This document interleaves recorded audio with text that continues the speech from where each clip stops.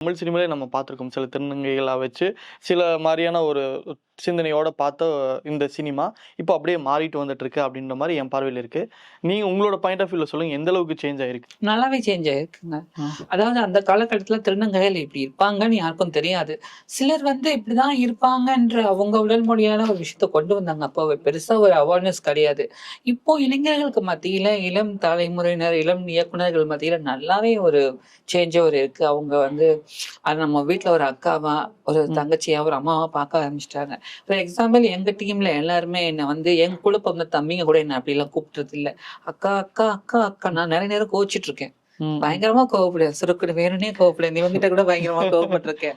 என்னன்னா நான் சொல்ல மாட்டேன், நான் பேச மாட்டேன். நீ நேத்து கூட அப்படிதான் நான் கோவப்படுவேன். ஏன்னா என் கூட பிறந்த தம்பிங்களை விட நான் ஒரு சினிமாட்டிக்கா ஒரு கேமராக்காக சொல்லணும்னு இல்லை. அந்த அளவுக்கு என்னை அவங்க பார்த்துப்பாங்க.